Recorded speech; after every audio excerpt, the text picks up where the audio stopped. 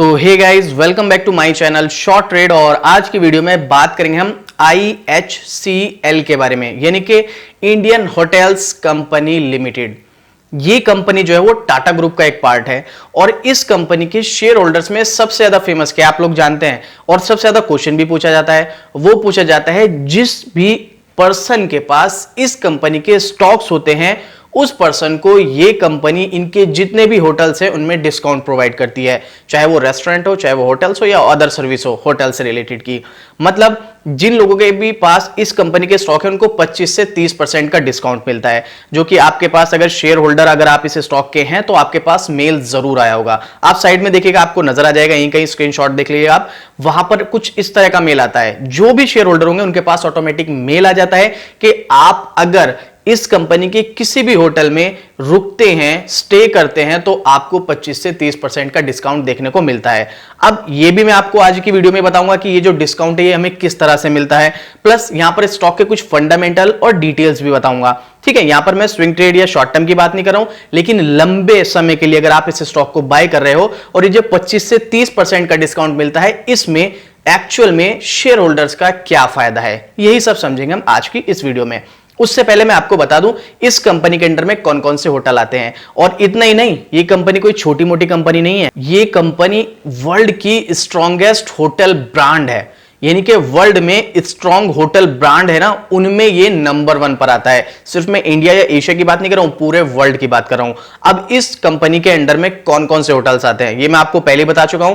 Tata group का part है ये कंपनी IHCL, और टाटा ग्रुप की न जाने इतनी कंपनियां यहां पर मार्केट में है जिनका नाम लोगों को पता भी नहीं है। जिस नाम के आगे टाटा जुड़ जाता है उसका तो पता है टाटा ग्रुप की है, लेकिन टाटा ग्रुप ने जो एक्वायर की हैं बहुत सारी ऐसी कंपनी है, टाटा की पार्टनरशिप है, ऐसी बहुत सारी कंपनीज है जिनके बारे में लोग नहीं जानते हैं। अब यहां पर आप देखिएगा पहले इस स्टॉक के, इस कंपनी के अंडर में कौन कौन से जो होटल्स हैं वो आते हैं। अब देखिएगा एक एक करके मैं आपको नाम दिखाता हूं यहां पर, जिसमें सबसे बड़ा नाम आता है ताज होटल का।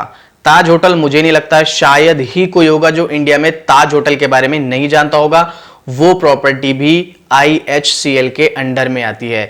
इसके अलावा दूसरा है विवांता, तीसरा है जिंजर और चौथा है सिलेक्शन, और इस तरह के छोटे छोटे और भी होटल्स हैं जो IHCL के अंडर में आते हैं और इनकी सर्विस ऑल ओवर इंडिया में बहुत ज्यादा फेमस है। और अगर आपके पास IHCL का स्टॉक है तो आपको इन सभी स्टॉक्स में से, जो कि आप IHCL.com की वेबसाइट पर जाकर भी देख सकते हैं कौन कौन से इनके होटल्स हैं, उनमें आपको डिस्काउंट मिल सकता है अगर आपके पास IHCL के स्टॉक्स हैं। अब वो 10 स्टॉक हो, 100 स्टॉक हो, 50 स्टॉक हो, उससे इंपैक्ट नहीं पड़ता है। अगर आप शेयर होल्डर हैं तो आपको 25% तक का डिस्काउंट देखने को मिलेगा। अब यहां पर एक क्वेश्चन ये भी बनता है कि भाई अगर हम इस स्टॉक को बाय कर लेते हैं और हमें 25% का डिस्काउंट भी मिलता है किसी भी होटल्स में, चाहे वो ताज होटल ही क्यों ना हो, लेकिन क्या इसका हमें कोई बेनिफिट भी मिलेगा नहीं मिलेगा, वो भी मैं आपको बताऊंगा। ये तो हम जान ही चुके हैं IHCL टाटा ग्रुप का पार्ट है, बट इतना ही नहीं, IHCL के अंडर में 100 से भी ज्यादा कंपनी आती हैं जिनका रेवेन्यू 113 बिलियन होता है एवरी ईयर। इतने बड़े मार्केट स्केल पर यह कंपनी काम कर रही है। अब यहां पर अगर मैं इसकी थोड़ी सी और डिटेल आपको बताऊं तो IHCL 10 से भी ज्यादा कंट्रीज में काम करती है और इसके अलावा 93 से ज्यादा इसकी लोकेशंस है। मतलब 10 से ज्यादा कंट्रीज में 93 लोकेशंस में इसके होटल्स वगैरह हैं जो कि अलग अलग कंपनीज के हैं, जैसे ताज, विवांता, जो कि मैंने अभी आपको नाम बताया है। उस हिसाब से 10 कंट्रीज में कम से कम IHCL का बिजनेस फैला हुआ है और ये एक बहुत बड़े लेवल पर काम करती है। और अगर आप इसके लेटेस्ट न्यूज के बारे में जानना चाहेंगे तो 2021 के बाद से अभी ऑलमोस्ट इसने 2 साल के अंदर 50 नए होटल्स भी ऐड किए हैं और आने वाले टाइम में इनका और भी फ्यूचर प्लान्स नजर आ रहा है कि आने वाले टाइम में ये और भी होटल्स ऐड करने वाले हैं। तो इससे ये तो पता चलता है कि भाई कंपनी एक बहुत बड़े लेवल पर काम कर रही है और कंपनी का जो मॉडल है ना वो बहुत ज्यादा है। कंपनी के पास एसेट्स बहुत ज्यादा हैं भाई, 100 से भी ज्यादा कंपनीज के अंडर में काम करती हैं तो कंपनी के पास एसेट्स तो बहुत ज्यादा हैं, वो सब हमें अच्छा नजर आता है। लेकिन अगर एक बार आप इस कंपनी की परफॉर्मेंस देखेंगे, इस स्टॉक की परफॉर्मेंस देखेंगे, वो परफॉर्मेंस देखने के बाद मुझे यहां पर कहीं ना कहीं इस कंपनी में इन्वेस्टमेंट ना करने में ज्यादा इंटरेस्ट आता है एज करने से ज्यादा। तो ठीक है, मतलब मेरा अकॉर्डिंग अगर आप इस कंपनी में इन्वेस्ट करना चाह रहे हो सिर्फ बिजनेस मॉडल के बेस पर, तो एक बार इस कंपनी के स्टॉक्स की परफॉर्मेंस भी देख लो। सिर्फ 25% डिस्काउंट की वजह से आप इस स्टॉक को बाय करेंगे तो आपको क्या लॉस हो सकता है, एक बार इसका नॉर्मली चार्ट देखेगा, उसी से आपको अंदाजा हो जाएगा। तो नॉर्मली चार्ट आप यहां पर स्क्रीन पर देखिएगा, आपको साइड में स्क्रीन पर भी नजर आ रहा होगा। तो ये देखिएगा यहां पर नॉर्मली स्क्रीन यहां पर आपको नजर आ रही है, लगभग 275 के आसपास स्टॉक का प्राइस चल रहा है। अब आपको लास्ट ट्रेडिंग डे की मैं यहां पर स्विंग ट्रेड के लिए नहीं बता रहा हूं, लेकिन आप देखिएगा ऑलमोस्ट 275 के आसपास स्टॉक का प्राइस है। लेकिन आप इसका मैक्सिमम चार्ट देखिएगा सीधा। मैक्सिमम चार्ट मैं आपको क्यों दिखा रहा हूं, अगर आप नोटिस करेंगे इस कंपनी की जो लिस्टिंग है वैसे तो पुरानी है, बट यहां पर 1999 से शो होती है। तो 1999 से आप देखेंगे 30 रुपए का स्टॉक था, 30 रुपए का 1990 में था, और अभी ये 275 तक आ चुका है। मतलब अगर देखा जाए तो 10 गुना भी नहीं हुआ है। आप यहां पर देख सकते हैं ऑल टाइम में इसने 811% का रिटर्न निकाल के दिया है। कितने टाइम में, 1999 से 2022 तक ऑलमोस्ट 23 साल में सिर्फ 800% का रिटर्न निकाल के दिया है।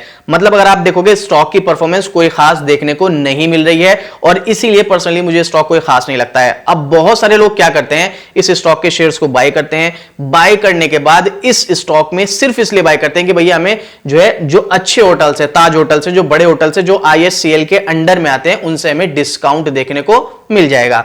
लेकिन आप देखिएगा कि आपको नहीं लगता आप इसमें एक नुकसान कर रहे हैं। आप IHCL के शेयर्स को बाय करके होटल में तो डिस्काउंट ले रहे हैं, लेकिन अगर वही पैसा आप इस शेयर को बाय करने की जगह किसी अच्छे स्टॉक्स में लगाएंगे जिसमें ग्रोथ ज्यादा होगी, तो आपको नहीं लगता है कि वहां पर आप इससे ज्यादा प्रॉफिट ले लेंगे। मतलब 25% के डिस्काउंट के लिए आप यहां पर पैसा फंसा रहे हैं, जो कि बहुत ही स्लो चलता है, जो कि आपको चार्ट नजर भी आ रहा होगा स्क्रीन पर। अब ऐसे में मैं इस स्टॉक को, अगर आप किसी भी होटल में सिर्फ 25% के डिस्काउंट के लिए बाय करते हैं कि मैं इस स्टॉक का, इस कंपनी का शेयर होल्डर हो जाऊंगा तो मुझे डिस्काउंट मिलेगा, तो मुझे ऐसा लगता है ये कहीं ना कहीं बेवकूफपंती हो सकती है। इसके लिए मैं नहीं मानता हूं कि आपको इस स्टॉक को बाय करना चाहिए। वो एक अलग बात है, आप लॉन्ग टर्म इन्वेस्टर हैं, इस कंपनी पर आपको भरोसा है, ट्रस्ट है, तो आप इस कंपनी में पैसा लगा सकते हैं। बट अदरवाइज सिर्फ इसलिए 25% डिस्काउंट मिलेगा, तो मुझे नहीं लगता है कि आपको ऐसा करना चाहिए। दूसरी चीज, अब यहां पर हमें डिस्काउंट किस तरीके से मिलेगा, तो आपके पास मेल आएगा, या तो आप उसको फिजिकली होटल्स में जाकर दिखा सकते हैं, बता सकते हैं कि भाई मेरे पोर्टफोलियो में है, वहां पर आपको कूपन कोड वगैरह मिलेगा। मतलब आप फिजिकली तौर पर जाएं तो होटल में भी जाकर इसको आप अपना कूपन कोड शो करके वहां से डिस्काउंट ले सकते हैं। अदरवाइज आप जो भी वेबसाइट पर अपना होटल बुकिंग करते हैं वहां पर आपको कूपन कोड मिलता है, या डिजिटल वे में आपको कूपन कोड मिलेगा, जो आपके पास मेल आएगा। मेल इस तरीके का आएगा, आपको साइड में स्क्रीनशॉट देख सकते हैं, कुछ इस तरीके का आएगा, उसके नीचे आपको डिजिटल कूपन कोड भी मिलेगा, तो आप वहां पर फिल करके डिस्काउंट ले सकते हैं। चाहे तो आप फिजिकल भी जाके ले सकते हैं, चाहे तो आप इस तरह से भी ले सकते हैं। और ये कंपनी अक्सर अपने शेयर होल्डर्स को डिस्काउंट देती है, ये एक प्लस पॉइंट है। बट वहीं पर इसका नेगेटिव पॉइंट मैं आपको बता ही चुका हूं। सिर्फ आप डिस्काउंट के बेस पर स्टॉक को बाय कर रहे हो तो परफॉर्मेंस देख लो, पिछले 23 सालों में सिर्फ 811-810% का रिटर्न है, मुझे बिल्कुल भी पसंद नहीं आया है। अब यहां पर मैं इसके कुछ पैरामीटर्स आपको और दिखाना चाहूंगा। अगर आप डिस्काउंट के बेस पर इस स्टॉक को बाय कर रहे हो तो फिर मैं आपको क्लियर बता चुका हूं, मुझे इस स्टॉक में इतना कोई पोटेंशियल नजर नहीं आता है, आपको प्रॉफिट ना देखने को नहीं मिलेगा। बट और कुछ पैरामीटर्स हम यहां पर इसके देखने की कोशिश करते हैं। तो यहां पर हम इसकी सीधा देखेंगे बैलेंस शीट, जो कि आपको स्क्रीन पर भी नजर आएगी। तो आप स्क्रीन पर देख सकते हैं, अगर इसके बोरोविंग्स की बात करें तो आप बोरोविंग्स देखिएगा यहां पर 3888 करोड़ के हैं। हालांकि अगर आप नोटिस कर पाएंगे 2021 के मुकाबले काफी ज्यादा इन्होंने कर्ज को घटाया है। हालांकि अगर आप देखोगे 40,000 करोड़ के आसपास की कंपनी है, जिस पर लगभग 4,000 करोड़ का कर्ज है, तो है तो काफी अभी भी, लेकिन कंपनी के कंट्रोल में, और लास्ट ईयर के मुकाबले इन्होंने काफी ज्यादा घटाया भी है। वहीं अगर हम इसके रिजर्व्स की बात करें, रिजर्व्स ऑलमोस्ट दुगने हो चुके हैं। 3530 करोड़ 2021 में थे, जो बढ़कर 6920 करोड़ हो चुके हैं। ये भी काफी अच्छा डेटा नजर आ रहा है। और इसके फिक्स एसेट भी लगभग आप देखोगे 8,500 करोड़ के आसपास है। कर्ज भी थोड़ा सा घट रहा है, रिजर्व भी बढ़ रहे हैं, फिक्स एसेट भी बढ़ रहे हैं, तो बैलेंस शीट तो काफी अच्छी नजर आ रही है।